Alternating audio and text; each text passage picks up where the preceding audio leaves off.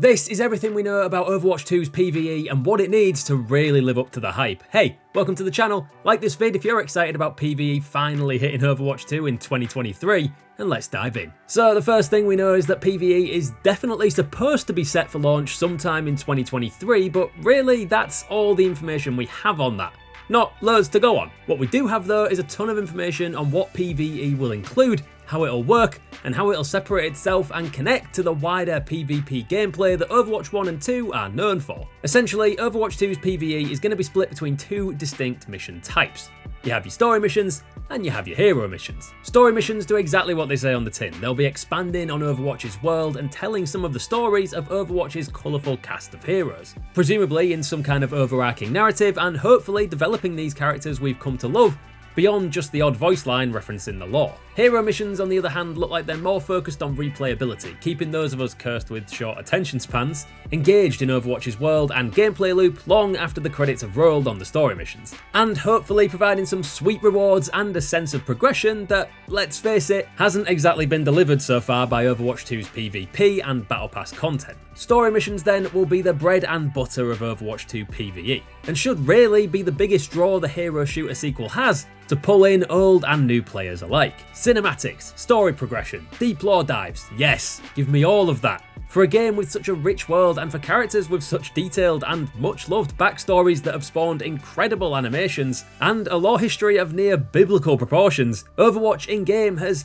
never really got its teeth into actually telling the story of the heroes we've come to know and love. Short of the occasional limited time PvE event back in Overwatch 1 and references in voice lines, skins, things like that. But there's a reason so many players and fans are fascinated by Overwatch's story, and it's going to be a genuine treat to experience Overwatch's world and rich storytelling while actually playing the game. Overwatch doesn't need to rely on other media for its storytelling anymore. Or it won't once PvE launches anyway, and I could not be more hyped for it. But it's also got to be a lot more than just cutscenes and story arcs. We don't even know if we're getting these missions as part of one large overarching campaign, or there'll be more DLC style bite-sized missions that players can dip in and out of. And that would definitely fit into the Battle Pass format Overwatch 2 is sticking to anyway. But thankfully there's a whole lot of content that Blizzard seem to have ready to go for PvE to make sure it's not a flash in the pan, and they're going to need to get these gameplay elements right for Overwatch 2 to truly live up to the hype. We know for example that we're getting new maps that are specifically designed with PvE in mind, each with their own objectives and missions to complete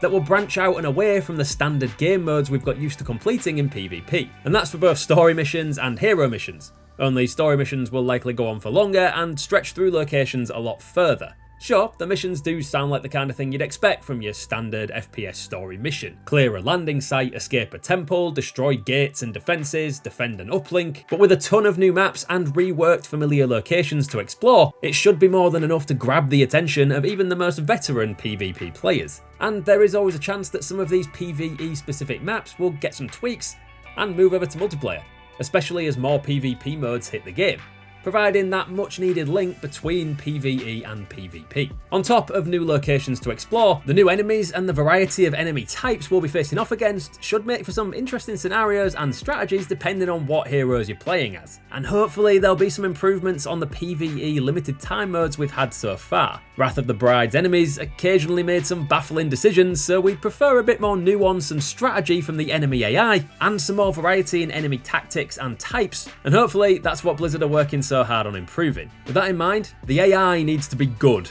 especially at higher difficulties. We don't know exactly how selecting different heroes is going to work in PvE, whether certain heroes will be locked to certain missions, or you'll be able to select from a limited cast of heroes, or you're just free to select whoever you like, but the AI is going to have to be able to deal with coordinated team plays to make sure you can't just run house and decimate every mission with no real team coordination. We'd also hope that the lackluster boss fights of old will be a thing of the past. Overwatch hasn't exactly been famous for boss battles, for obvious reasons, and LTMs of the past have relied on bullet sponge final fights instead of bosses with interesting abilities or tactics. Would it be too much to ask, say, for a massive raid battle? bringing together teams of 10, maybe even 20, sod it, why not even 30 players to battle it out with a single massive enemy, maybe with some waves of standard enemies to spice things up. Taking part in a no-holds-barred, almost entire roster slugfest against a huge enemy would be a pretty awesome way to end off a story mission, I'm just saying. If they can get these elements right, then PvE has a massive shot at success, especially with the replayability that will come from the hero missions. Missions that'll see you travel around Overwatch's world, completing more bog-standard objectives like escorting a payload that'll presumably be used as a way to grind out rewards. Rewards that, we have every finger crossed, will actually be worth the time we put into them, on top of experience points or skill points that you'll be able to pump into the final new factor of Overwatch 2's PvE experience: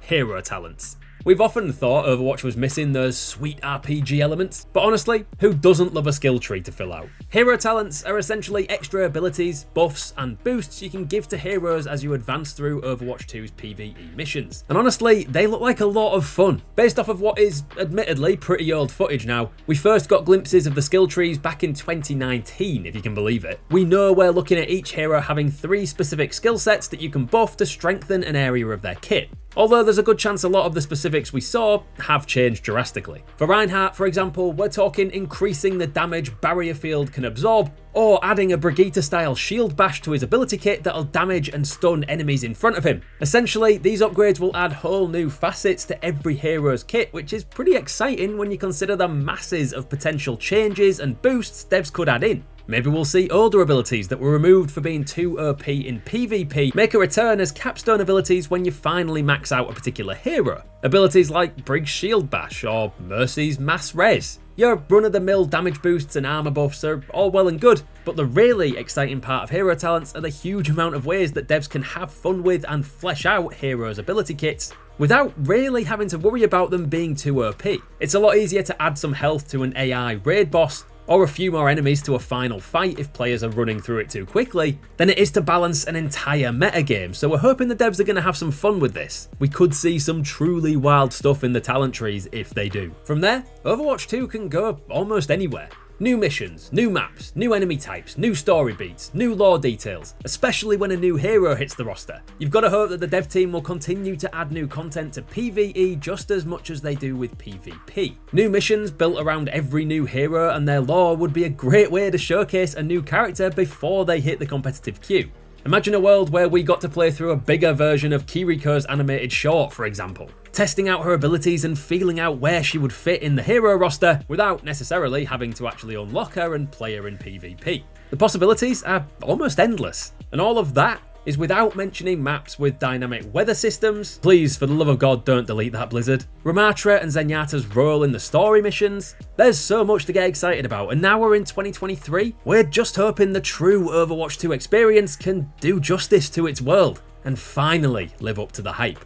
So there you go, let us know what you're most excited for when Overwatch 2 PvE launches down in the comments, and shout out what features you want to see added to the game. Like and subscribe for more Overwatch 2 content like this, and check out these videos for tips and tricks on PvP while we wait for PvE to launch. Thanks for watching.